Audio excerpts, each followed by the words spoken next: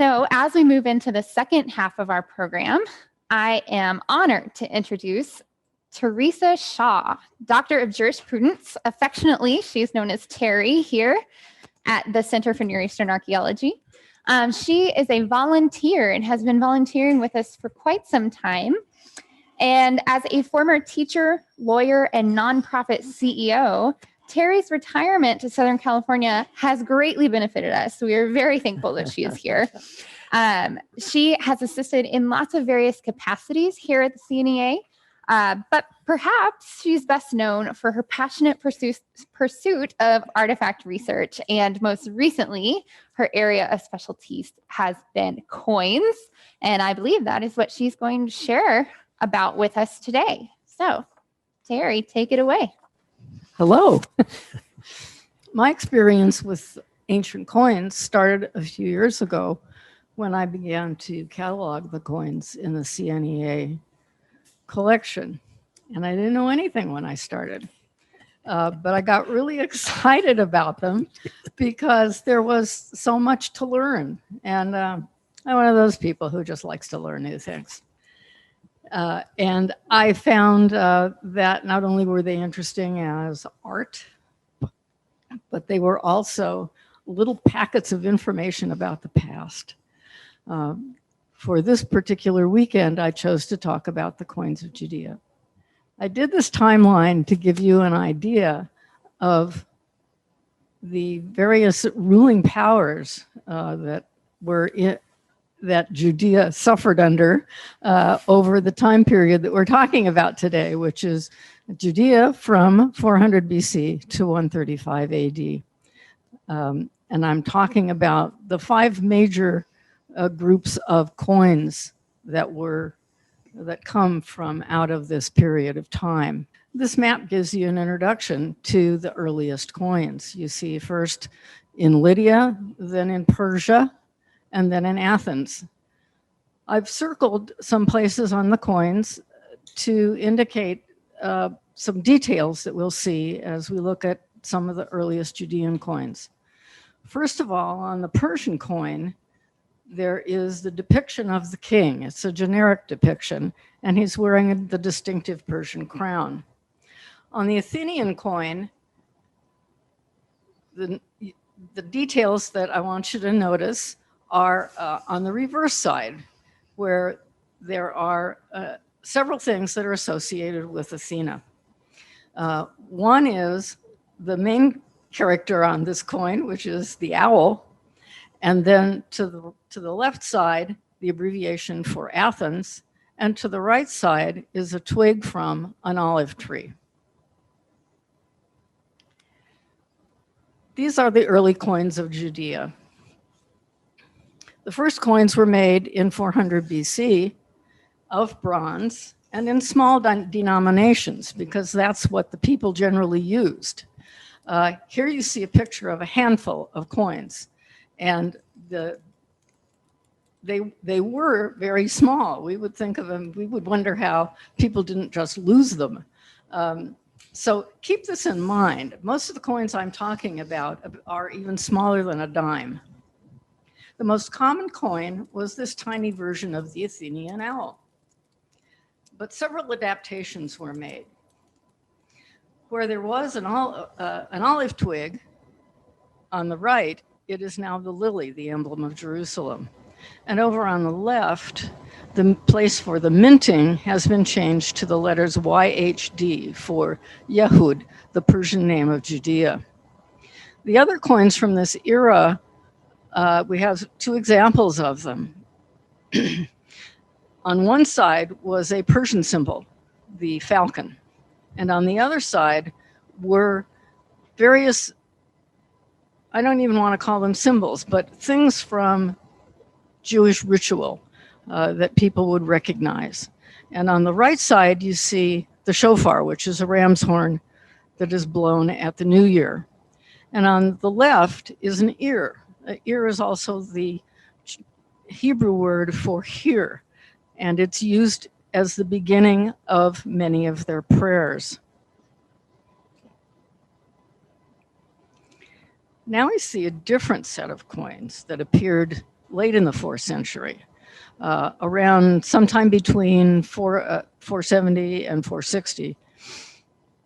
And they have the king's head on them, as you can see. On the owl coin, now we have a king instead of Athena.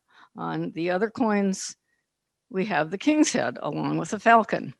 And a very interesting one to me, a new coin with 2 motifs out of Persian mythology, the horned lynx and a winged lion with the king's head. Scholars talk about these new coins, this particular set of coins, as a reaction to a whole set of rebellions that happened starting around 404 in Egypt, Phoenicia, and Anatolia. The first thing the rebels did was mint their own coins. And so after Persia put down the rebellions, they needed to reestablish their supremacy.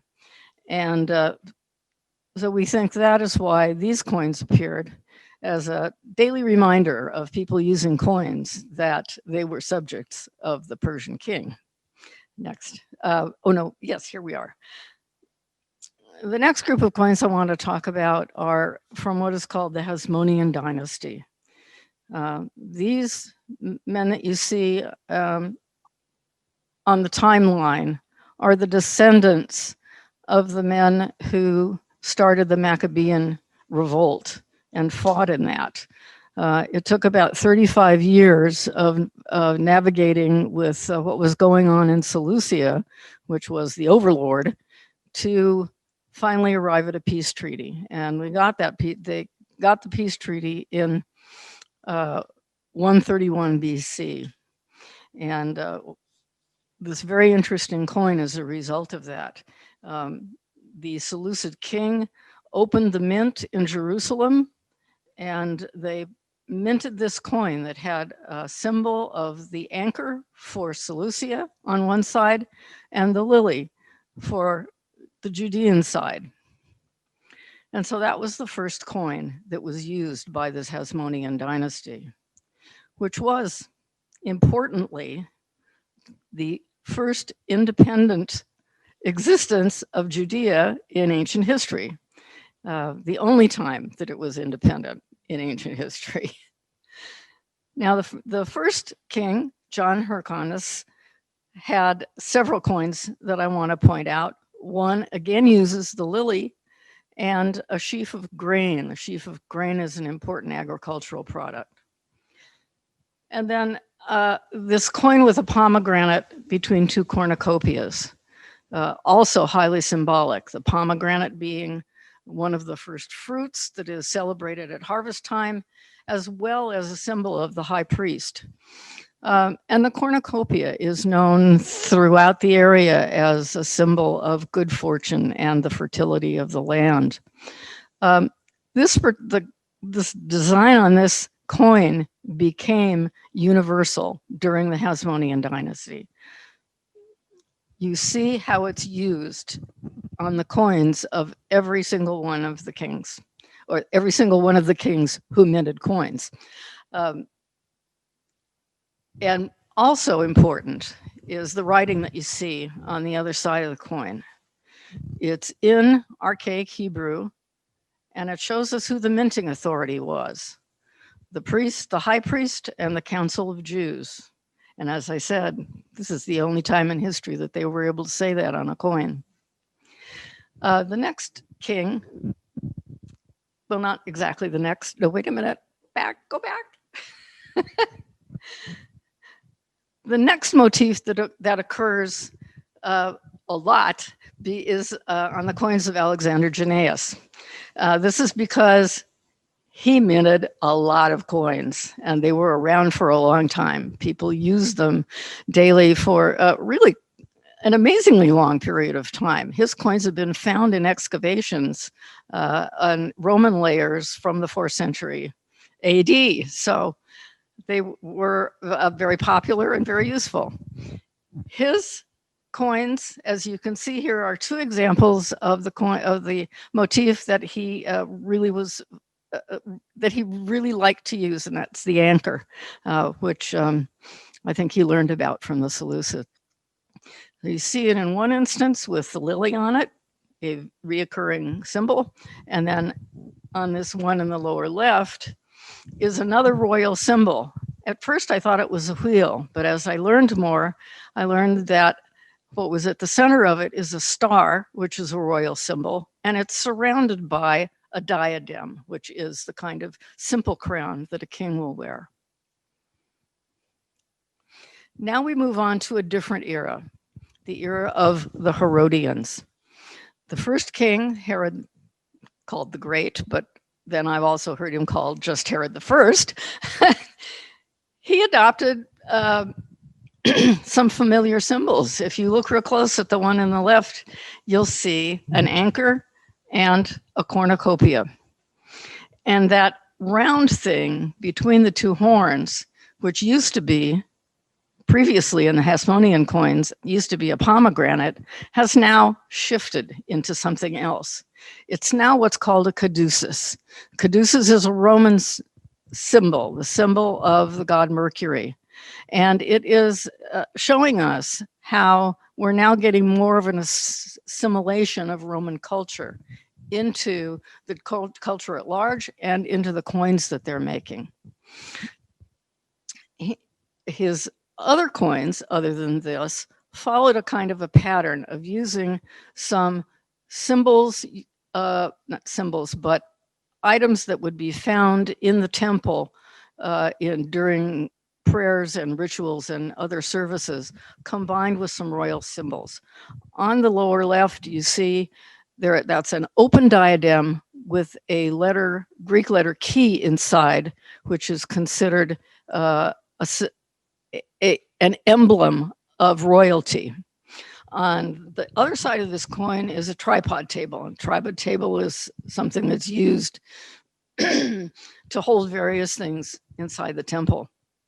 The other coin shows an army helmet, which is a symbol of military authority, along with a tripod and a ceremonial bowl. This shows you something about the coins of the three sons of Herod who followed him. They ruled in different areas, as you see on the map, and their coins were different. Archelaus, who had Samaria, Judea, and I'm getting my tongue tied. Anyways, I'll move on. Was using symbols like we've seen before. Antipas in the middle was starting to use Roman symbols. You see the name of Tiberius in one of the coins. Philip, who ruled in an area that had very few, very small Jewish populace, his coins look almost entirely Roman. The last Herodian kings, the thing that I want to show you is how Agrippa I's coins look different depending on where he was in his kingdom. And the coin that he used in Judea has a royal canopy with fringes. And that is about as close as he could get to something that would proclaim his royalness, since he couldn't use his own portrait on the coins. We'll move on. Importantly, when the Romans had complete control over Judea, there was always, from time to time, causes for unhappiness. And one of these times blew up into a full-fledged revolt in AD 66. And these are the coins from that period of time, which are remarkable for their unity of design. They produced them over 5 years, and you see that the coins all look pretty much the same. They do have above the cup is the year. So you have, they are identified as coming from year 1, year 2, year 3. And then the bronze coins had agricultural symbols and the amphoras that were seen in the temple. We'll go on. The next revolt that happened was the Barcode revolt in 132 AD. another very interesting group of coins came from this time. To